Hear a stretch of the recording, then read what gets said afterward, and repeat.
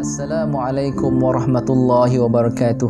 Alhamdulillah, syukur kita kepada Allah Subhanahu wa taala kerana memilih kita untuk berada di bulan Ramadan yang mulia ini, dan kita baru memasuki 10 malam yang terakhir untuk kita sama-sama melipat gandakan amal ibadah kita sampai ke garisan penamat. Alhamdulillah, syukur kepada Allah Subhanahu wa taala. Tuan-tuan dan puan-puan yang saya hormati sekalian, di sini saya ingin mentadabbur ayat 47 hingga 49 daripada surah Yusuf. Seperti mana yang kita tahu bahawa surah Yusuf ini mempunyai banyak cerita-cerita yang menarik. Cerita tentang bagaimana Nabi Yusuf dihumban ke dalam telaga, kisah godaan Zulaikha terhadap Nabi Yusuf. Dan pada malam ini saya ingin berkongsi dengan tuan-tuan dan puan-puan tentang kisah Nabi Yusuf AS mentadbir mimpi Raja Mesir dan apa kaitannya dengan keadaan ekonomi yang berlaku pada masa sekarang ini. Tuan-tuan dan puan-puan yang saya hormati sekalian, dikisahkan bahawa Raja Mesir telah bermimpi satu mimpi yang pelik, iaitu 7 ekor lembu betina yang gemuk dimakan oleh 7 ekor lembu betina yang kurus, dan 7 tangkai gandum yang hijau dan 7 tangkai gandum yang kering. Raja Mesir ini bertanya kepada pembantu-pembantu beliau, orang yang berdekatan dengan beliau, sama ada mereka tahu untuk menafsirkan mimpi beliau yang pelik ini.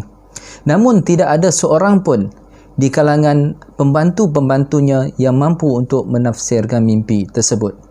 Ada seorang pembantu yang mencadangkan agar diminta Nabi Yusuf AS untuk mentadbir mimpi Raja Mesir tersebut, kerana pembantu ini biasa berada di dalam penjara bersama dengan Nabi Yusuf AS.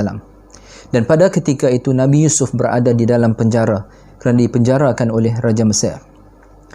Dipendekkan cerita, selepas itu dimaklumkan kepada Nabi Yusuf, maknanya pembantu itu berjumpa dengan Nabi Yusuf dan menceritakan tentang mimpi raja tersebut.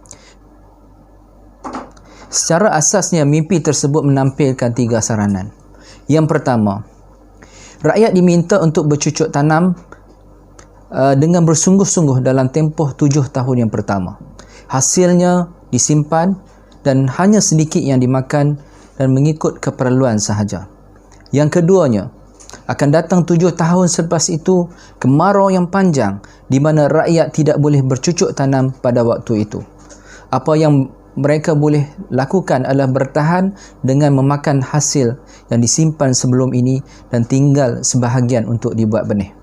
Yang ketiganya, selepas fasa kedua 7 tahun yang kedua tersebut, iaitu zaman kemelesetan, kemarau, selepas itu hujan akan turun dengan lebatnya, tanah menjadi subur, maka rakyat boleh bercucuk tanam semula dan menikmati zaman kemakmuran kembali.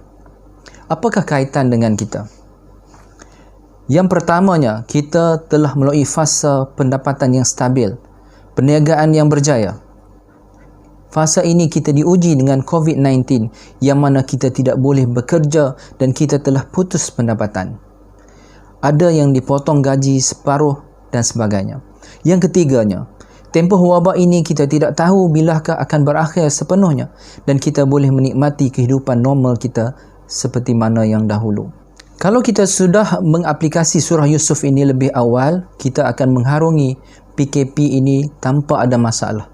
Jika kita tidak bersedia, memang kita akan menghadapi masalah apabila kita berada dalam tempoh PKP ini. Bagi yang belum bersedia, maka kita boleh mengambil iktibar pada masa hadapan dengan mengamalkan beberapa panduan daripada kisah Nabi Yusuf AS ini. Yang pertamanya, kita perlu menyimpan setiap bulan.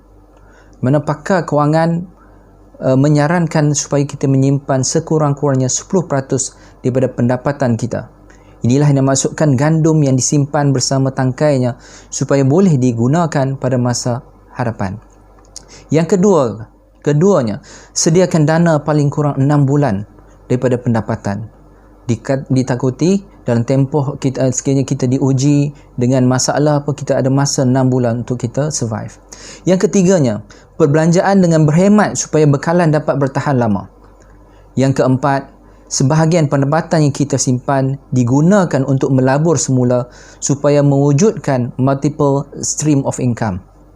Dan yang kelima, perlu ada perlindungan aset. Yang keenam, perlu ada proses penyucian harta seperti infak dan membayar zakat. Jadi itulah saranan-saranan yang dapat kita ambil daripada kisah Nabi Yusuf AS ini. Dan semoga tazkirah ringkas ini dapat mengingatkan kita supaya kisah ini menjadi panduan kepada kita untuk kita mengharungi pada masa-masa yang akan datang. Cukup sekadar itu, saya sudahi dengan wabillahi taufik wal hidayah. Wassalamualaikum warahmatullahi wabarakatuh.